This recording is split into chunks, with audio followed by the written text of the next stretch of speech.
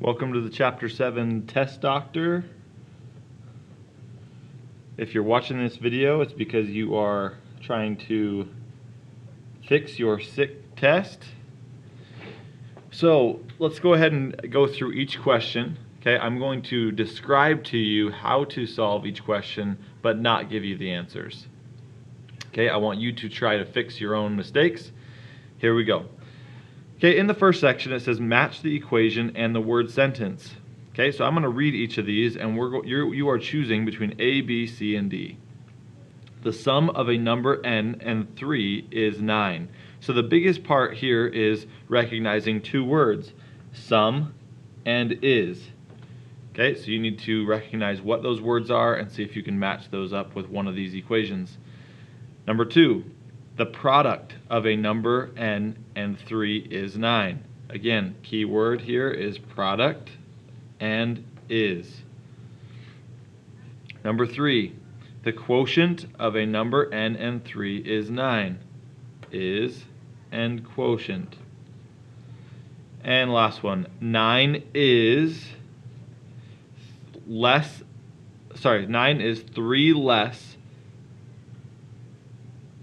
than a number n. So our keywords are is and 3 less than. Okay.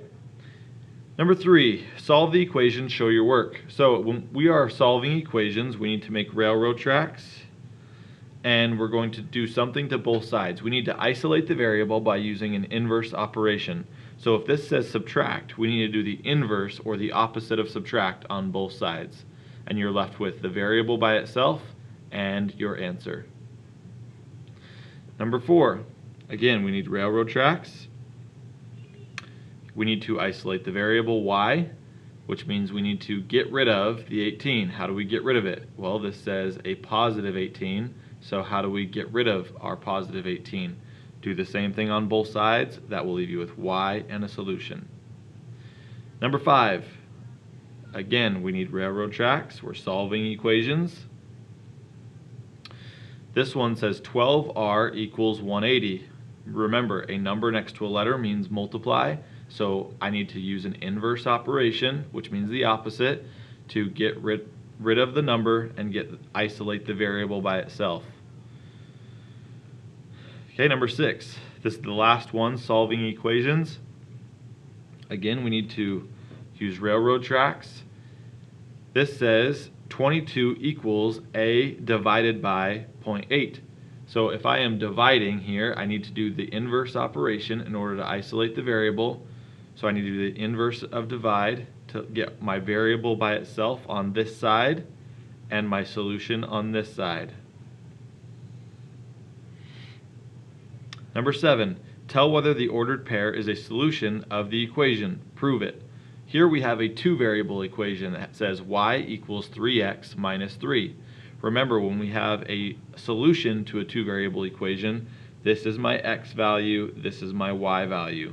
So if I am going to check the solution and see if it's correct, I am going to simply plug in my x value into my equation, then simplify the expression, and if the answer for y matches the y value in my ordered pair, then the solution is correct. So I would say yes in the box, and you need to show your work over here by plugging in the values for x and y into your expression. Number 8, write the word sentence as an inequality. I will read the inequality, you write an inequality, which means you are writing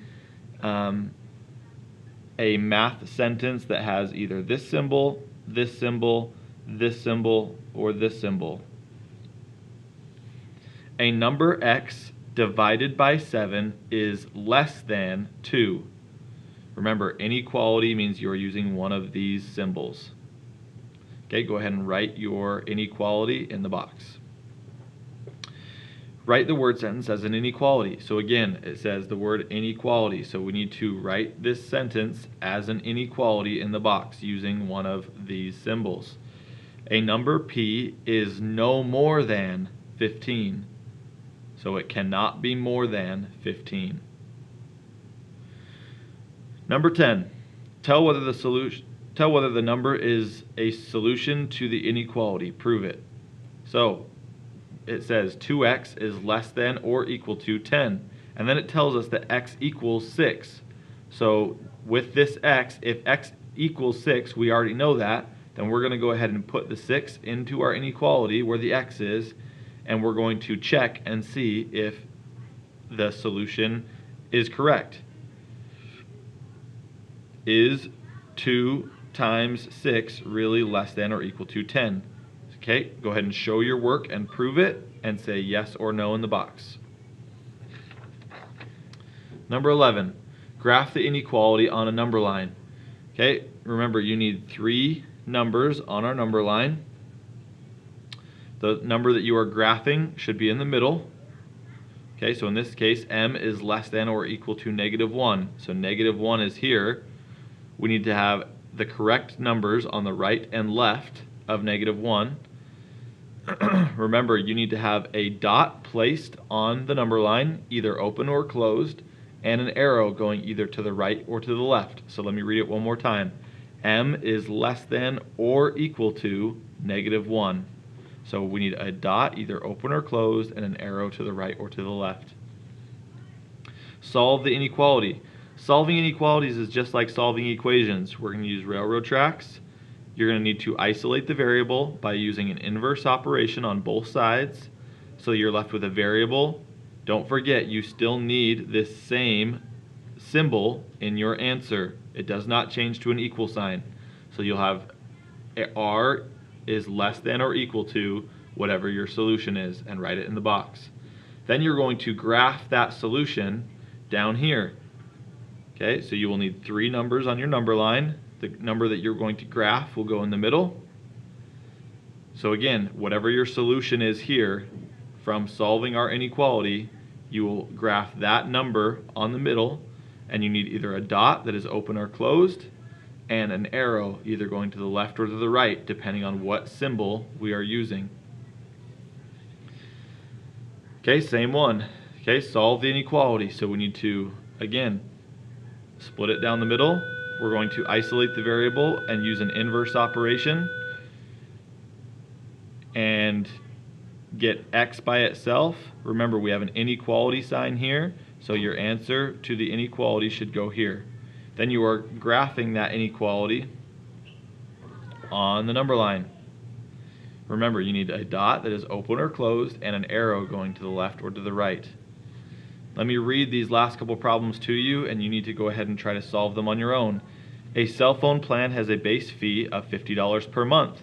The monthly cost increases $2 for every gigabyte of data used over 100.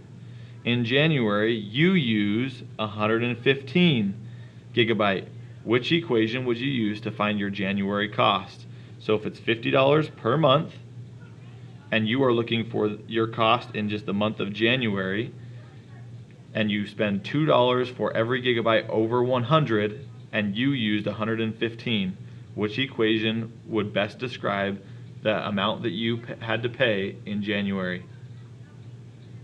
Number 17, it costs $20 to rent a car for a day. Each gallon of gas you use costs an additional $3. So our keywords here is each gallon, $3 additional, and it costs $20 to rent the car for the day. Write and graph an equation in 2 variables that will represent the total cost of renting a car for the day. So you need to write a 2-variable equation with an x and a y in the box. And then I would like you to try to come up with your own 2 solutions to your equation. So remember, your x or independent variable can change freely. So you will plug in your own value for x and see what the outcome for y is, and then you will graph it on the table. So you're going to need to put numbers on your x and y axis and graph your solutions. Number 18 says solve for h. So if area equals base times height, or length times width, and we know what the height is, and we know what the area is. So we're going to go ahead and plug those numbers in. 32 equals, we know the base is 5, but we do not know the height, so 5h. We need to go ahead and solve this equation to figure out what h is. Remember, our answers will not always come out evenly, so make sure that you use good math strategies. And the last one, a disc will hold up to 45 minutes of music. The songs on the disc are 15 minutes long altogether so far. Write and solve an inequality to find how many more minutes of music you could add to the disc. So right now you know you have already added 15 minutes worth of music. We want to know how much more we can add in order to add up to a total that will hold up to, the disc will hold up to 45 minutes. That means it cannot be more than 45 minutes. You need to write an inequality, which I have started for you. Okay, write an inequality using one of these symbols that will represent how much more music you can add to the disc. Then, how many more minutes of music could you add? You need to solve the inequality to find your answer of how many more minutes of music you could add to the disc. I hope this was helpful. Good luck fixing your problems.